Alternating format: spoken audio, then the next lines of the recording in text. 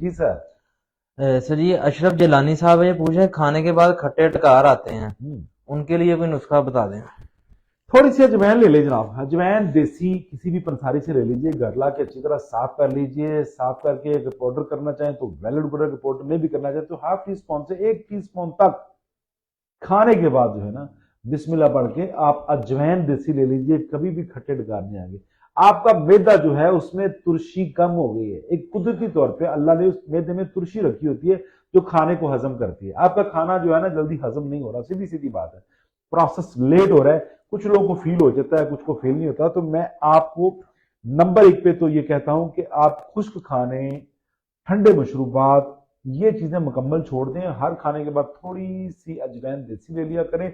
और अगर अजवाइन देसी आपको मुयसर नहीं मिल सकती या दिल नहीं करता तो फिर कोई सा भी कावा पी लिया करें। कोई सा भी कहवा जो है बिस्मिल्लाह पढ़ के ले लिया करें जिसमें अदरक ना हो। अदरक का कावा कभी भी ना बनाएं, वो फायदे की बजाय नुकसान करता है। तो आम किसी भी चीज का आप कावा बना लीजिए, इंशाअल्लाह बफज़लिल्लाह अल्लाह के हुक्म से आपको जो खट्टे डकार आते हैं, आपका निजाम स्लो थोड़ा सा हो गया, इंशाअल्लाह इंशाअल्लाह वो अपनी जगह पे आ जाएगा। अच्छा ना, ये कबीर अहमद साहब है कराची से, जी ये पूछ रहे हैं कि फालिज का कोई मुस्तकिल इलाज पॉसिबल है।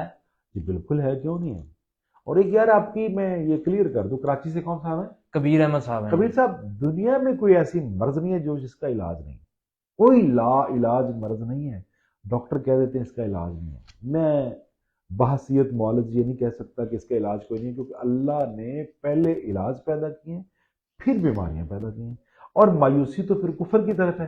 देखिए, हमारी पहुंच एक मुआलिज या एक हकीम की अगर पहुंच नहीं है वो अलग बात है कि वो इसकी ट्रीटमेंट नहीं कर सकता। लेकिन अगर ये कह दिया जाए कि इसकी ट्रीटमेंट है ही नहीं तो ये जाहिलों वाली बात है, इसके अलावा कुछ भी नहीं। फालिज का मुस्तकिल प्यारे भाई इलाज है, लेकिन जब तक तशखीस नहीं होगी, तहकीक नहीं होगी, तदबीर कैसे अपनाएंगे। मरीज की अगर कैफियत का पता हो तो अच्छा मुआलिज बिल्कुल उसका इलाज कर सकता है। कहीं ना कहीं क्लाट है उसके सर के अंदर, कहीं ब्रेन में किसी हिस्से पे। और एक चीज बता दूं, अगर राइट साइड पे फालिज हो गया तो फिर उसके लेफ्ट साइड पे क्लाट है। अगर लेफ्ट साइड पे फालिज हुआ है तो राइट साइड पे क्लाट है। इस तरह कहीं ना कहीं खून की ब्लॉकेज है जिस वजह से फालिज होता है। इतना मुश्किल काम नहीं है, बना दिया गया है। हमारे यहाँ जो मेडिकल का सिस्टम है ना वो तरक्की याफ्ता हो गया है। वो रिकवरी आती है, अगर मेडिकेशन आप खाते रहेंगे तो रिकवरी रहेगी, मेडिसिन छोड़ देंगे तो फिर आप बीमार। ये हमारा तरक्की का एक राज है। तो कोशिश करिए कि तिब्बे नबवी की तरफ आप रागब हो जाएं अपने घरेलू। ये जो चीजें आपको बताता हूं ना, ये बाखुदा मेरे सीने के राज और मुजर्रब चीजें होती हैं, ये किताबों से पढ़ के नहीं बताता।